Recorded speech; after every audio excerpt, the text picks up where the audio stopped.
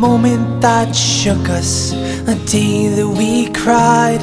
The hopes of the world are for those left behind. Some say it's over, some say begun. All that I know is that we must be one. Lead the way, lead the way, lead the way, lead the way. Haiti, oh Haiti, Haiti,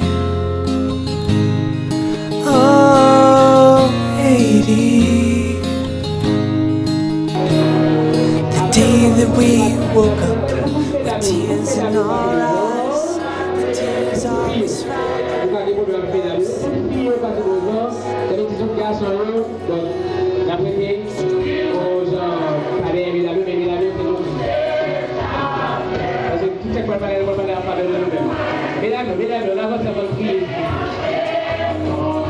Mesdames, mesdemoiselles, mesdames, messieurs, gentils.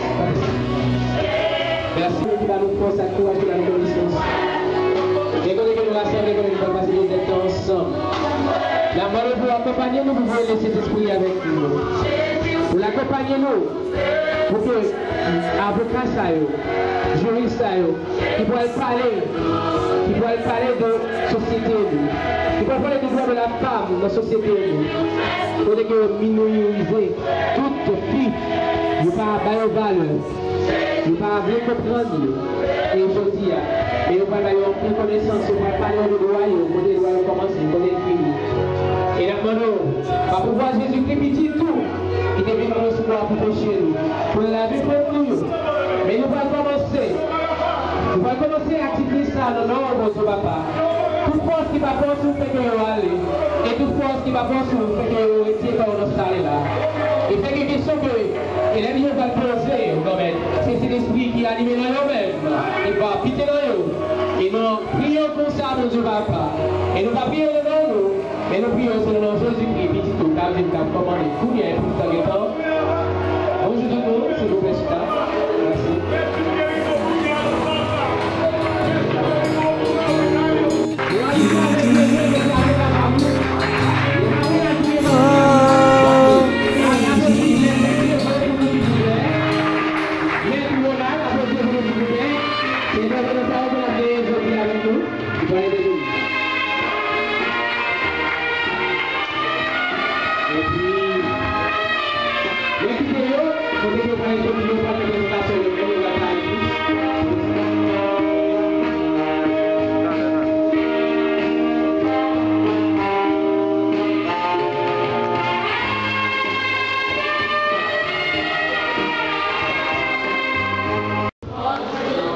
Vous allez bien?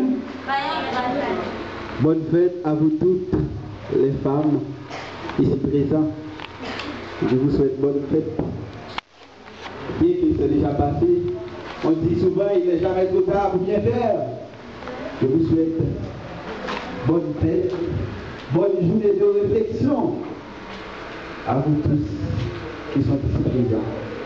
Ok, comme M. Adam Carlo l'avait dit, c'est moi qui suis maître Simon Walbert Tony, bien que je ne suis pas encore avocat, mais je suis mémorant en droit.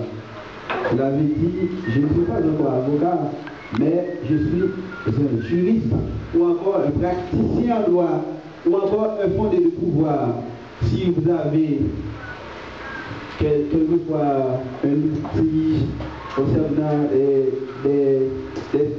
infractions simples ou encore des infractions en matière de police, je peux intervenir, c'est-à-dire je peux obtenir.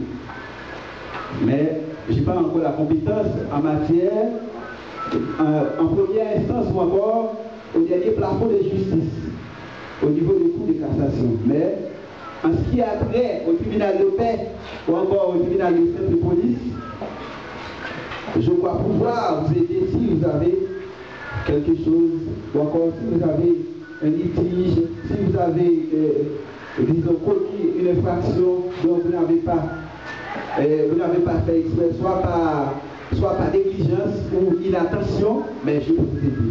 Ok? Maintenant, nous allons introduire la notion du droit en général. Tout d'abord, je tiens à vous féliciter. Je vous félicite pour votre présence ici. Nous allons parler de la notion du droit en général. Parce qu'il est extrêmement important, même quand après l'étude classique, vous ne serez pas un avocat ou encore un juriste, mais il est fondamental d'avoir des notions fondamentaux concernant le droit. Parce que si vous êtes ici, et vous avez tous des relations avec d'autres personnes, et si vous avez des relations, quand même, ces relations-là, c'est le droit. Vous allez au marché pour acheter, c'est le droit. Des fois vous vous êtes converti en marchand, c'est le droit. S'il y a relation bilatérale, il y a relation entre une personne et une autre, c'est le droit. C'est tout contrat. Tout ça, il est fondamental de connaître la notion du droit en général. Maintenant, nous allons entrer en matière concernant le droit. C'est quoi le droit? Le droit. Ou encore, quel est le creuset ou l'origine du droit? C'est quoi le droit? Tout d'abord, on dit que le droit, c'est un privilège. C'est un privilège, ou encore c'est une prérogative. Ce qui vous donne une autorité morale de faire ou de ne pas faire. Ça, c'est le droit. C'est un privilège ou une prérogative. Ou encore ce qui vous donne une autorité morale de faire ou de ne pas faire. Et droit positif. C'est quoi le droit naturel et c'est quoi le droit positif? Ce qui est fondamental, c'est de connaître c'est quoi le droit en général. On dit que le droit, c'est quoi? C'est ce qui vous donne une autorité morale, ou encore c'est une prérogative ou c'est un privilège que vous avez de faire ou de ne pas faire. De commettre une infraction ou de ne pas commettre cette infraction. C'est-à-dire l'omission ou inaction. Là, on parle du droit. Maintenant, il y a subdivision, on parle du droit naturel et droit positif. C'est quoi le droit naturel? Le droit naturel, c'est ce qui émane de la nature, ou encore c'est ce qui provient de la nature. Si on parle de la nature, disons, on voit la divinité. C'est ce qui est divin, c'est le droit divin. Ça veut dire c'est ça, bon Dieu lui-même, lui mettait la nature. Ok? Généralement, ça va toujours la karma, avec la loi de l'action et de la réaction, la causalité. La question de cause à effet. Ça, c'est le droit naturel. Ça veut dire tout ça au gagné, son droit inaliénable que au gagné. Ça veut dire droit ça pas un bloc qui est capable de séparer de lui-même. Ça veut dire ça au même au gagné qui est fondamental. Qui ça doit inaliénable ça au gagné? Mais droit naturel ça au. Qui ça veut? C'est droit au gagné pour manger. C'est droit au gagné. Droit à la vie. On parle de la sacralisation de la personne. La sacralisation de la personne, c'est-à-dire la personne est sacrée en elle-même. Ça veut dire, ou même étant que personne, son bagage sacré, ou son personne sacrée.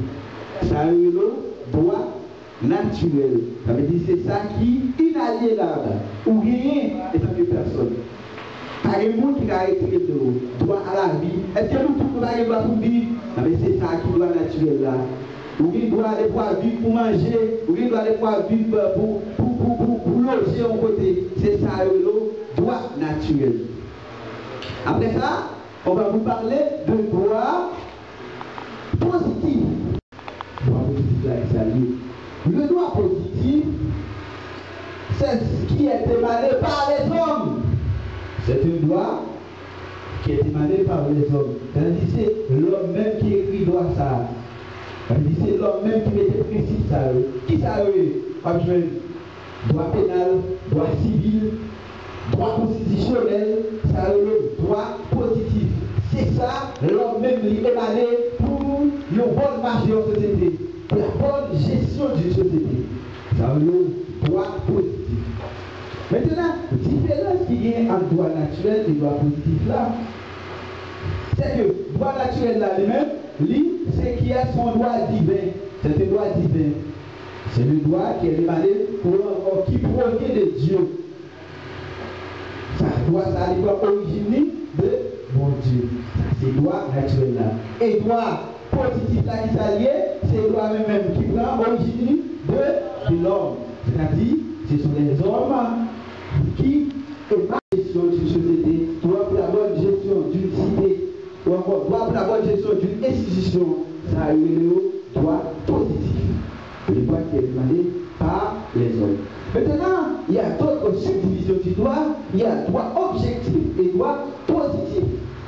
Il y a droit objectif et droit subjectif. Excusez-moi, droit objectif et droit subjectif. Droit objectif là qui s'allie.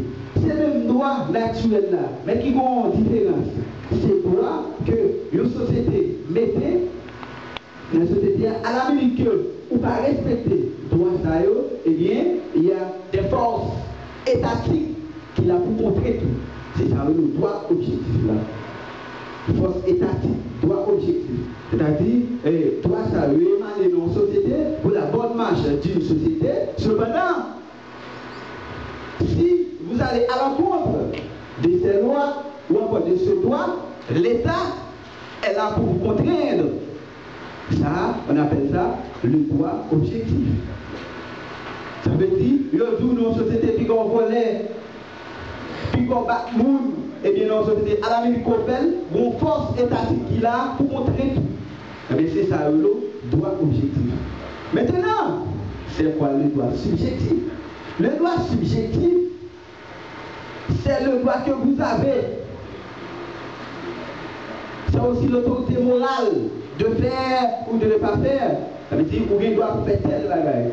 Étant que individu, on doit pour réfuter une décision ou encore un bagage on doit pour accepter, sous analyser, sous l'esprit critique ou analyser que ça pour nous n'est pas bon.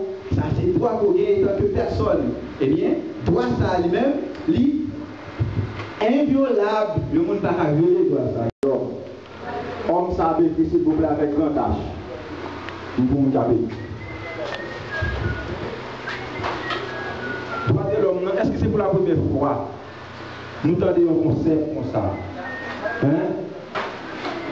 Est-ce que c'est pour la première fois nous tendons des questions de droit de l'homme? Vous comprenez déjà. Mais qui ça comprendre des questions de droit de l'homme? Non.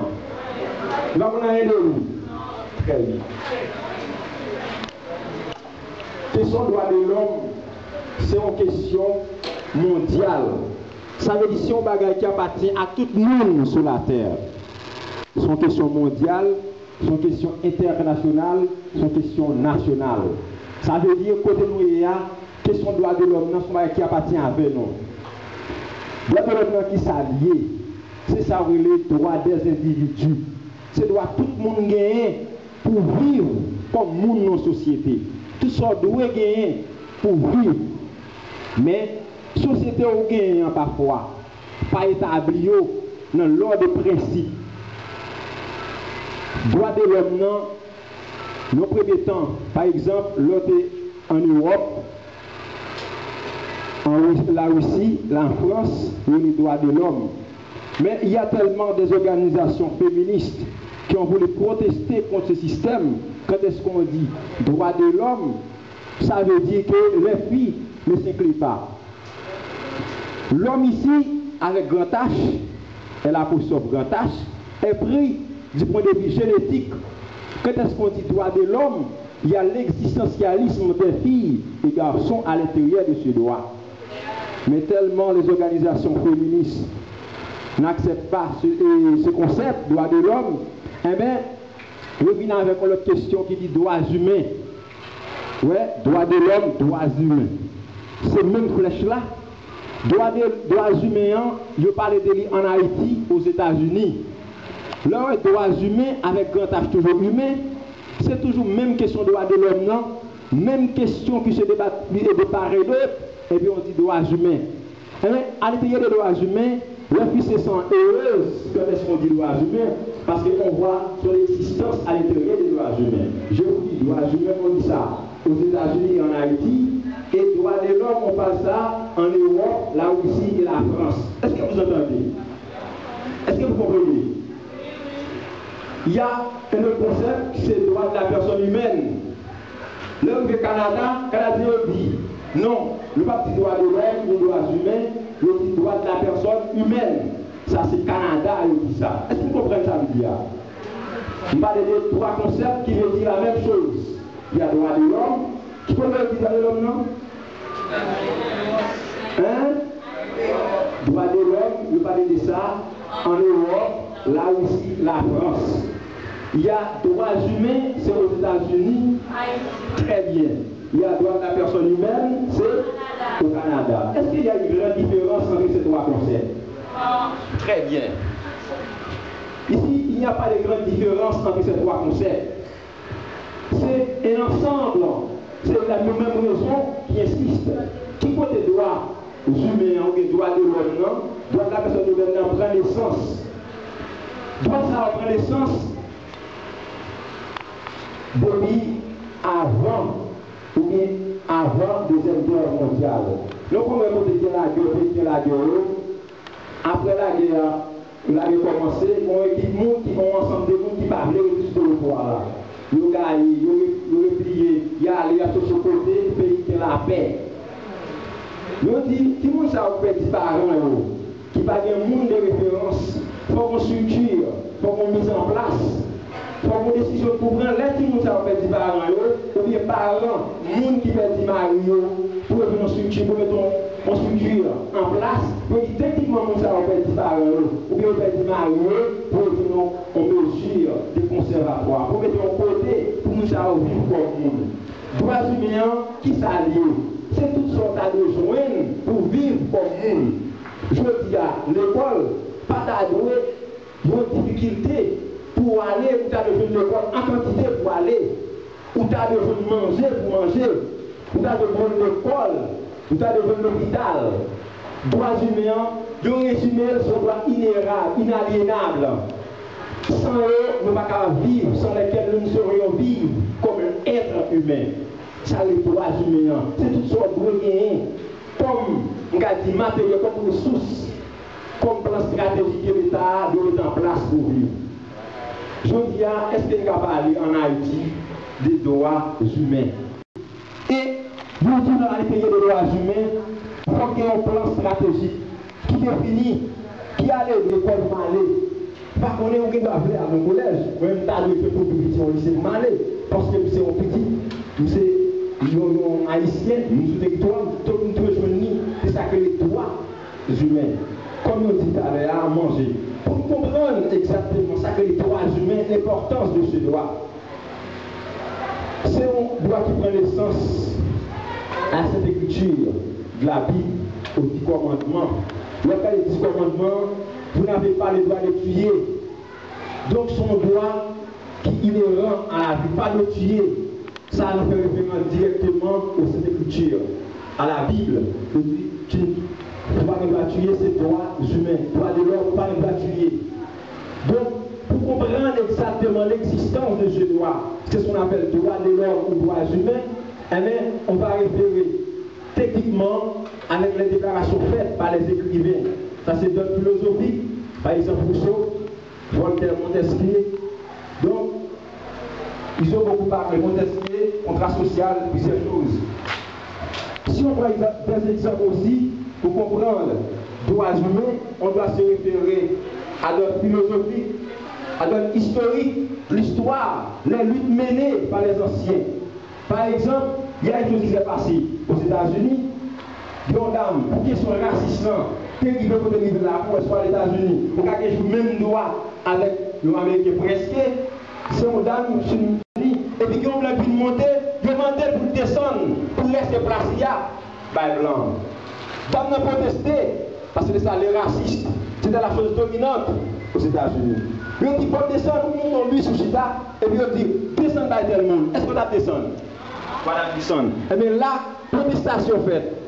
Les dames ont dit, on n'a pas dit pas descendre, et bien, grâce à ça, c'est une question qui a dominé aux États-Unis. Et bien, ils ont arrêté, ils ont jeté dans la prison. Techniquement, ils ont jeté dans la prison, tout noir qui est aux États-Unis, ils ont protester. Ils ont acheté un sec de côté, ils n'ont pas acheté encore. Ils ont fait ce maintenant, après manifestation à travers les rues, il a protesté. Mais ça qui passé, c'est là, à partir des protestations, les États-Unis ont pris une décision. Ils ont dit, il faut que tout le monde se monde. C'est là les droits humains, ils prennent naissance, ils prennent essor. Tout le monde a une égalité. Ici, au noir, vous avez le même. Particulièrement comme intervenant à de si beaux sujets et de sujets sociaux si intéressants. Comme on vient de le dire, et particulièrement Maître Simon, je réponds au nom de Volsi Ronald. Volsi Ronald. En matière professionnelle, je suis gestionnaire. Je suis aussi, j'ai des formations techniques diverses. Également, je me retrouve à côté de ces deux grands gaillards dans une carrière en sciences juridiques. C'est pour dire aussi, j'étais fort réjoui de ces exposés-là, de Maître Simon et magistralement exposé sur les concepts généraux du droit, et particulièrement et en outre Maître Emmanuel Diego sur les concepts de droits humains. Vraiment, j'étais vraiment étonné de voir comment on a pu résumer des années d'études en quelques minutes. Messieurs, je vous en félicite d'abord. Et moi-même particulièrement, je vais demander aux garçons qui se trouvent à la salle et de passer derrière vous vos jalousies. Je vais justement parler pour les femmes. Est-ce que nous allons faire jalousie, monsieur? Tout le monde fait ça, tout le monde fait ça. Chaque femme, vous va lever, ok, ça va. Chaque femme fait 1, 2, tout le monde appelle. 1, 2, 1, 2, 1, 2. Ok, le public a commencé, allez. Ok. Parlons de l'émergence ou la liberté.